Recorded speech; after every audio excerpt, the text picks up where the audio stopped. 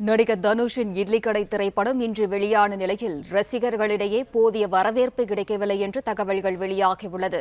கூடுதல் விவரங்களை வழங்குகிறார் செய்தியாளர் யுவராஜ். யுவராஜ், வணக்கம். விவரம். வணக்கம். டான் பிக்சர்ஸ் தயாரிப்பில் நடிகர் தனுஷ் இயக்கி நடித்திருக்கக்கூடிய திரைப்படம் இந்த இட்லி கடை திரைப்படம் இன்று ஆயுத பூஜை நாளில் அக்டோபர் 1 வெளியாவதற்காக திட்டமிடப்பட்டிருந்தது. அந்த வகையில் இந்த படத்திற்காக இந்த டிக்கெட் முன்பதிவானது கடந்த 2 தினங்களுக்கு முன்பாக ஆன்லைனில் ஓபன் செய்யப்பட்டிருந்தது. அந்த வகையில் இந்த திரைப்படத்தின் மீதான ஆதரவும் ரசிகர்களிடையே பெருமளவில் குறைந்திருப்பதாக இந்த தகவலானது வெளியாகி இருக்கின்றது.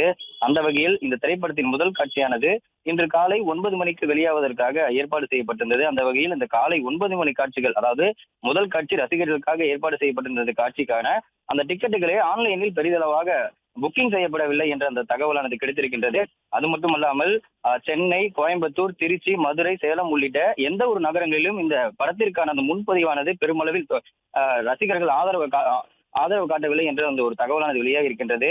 இந்த படத்திற்காக திருச்சி, மதுரை, கோயம்புத்தூர், சென்னை உள்ளிட்ட பல்வேறு மாவட்டங்களில் நடிகர் தனுஷ் மற்றும் படக்குழுவினர் பெரிதளவிலான அந்த ப்ரொமோஷன் நிகழ்ச்சிகளில் ஈடுபட்டிருந்தனர். அப்படி ஈடுபட்டிருந்த போதும் இந்த திரைப்படத்திற்கான வரவேற்பு என்பது ரசிகர்களிடையே பெரிதளவு இல்லை என்ற அந்த ஒரு தகவலானது வெளியாக இருக்கின்றது. அந்த வகையில் இன்று முதல் நாள் காட்சி காலை 9 மணி காட்சி முதல் இரவு அந்த 10 மணி காட்சி வரை எந்த ஒரு காட்சிகளும் எந்த ஒரு திரையரங்குகளிலும் ஹவுஸ்ஃபுல் ஆகவில்லை என்ற ஒரு தகவலானது வெளியாக இருக்கின்றது. ஒரு திரைகள் கொண்ட அந்த திரையரங்குகளிலும் மல்டிபிளக்ஸ்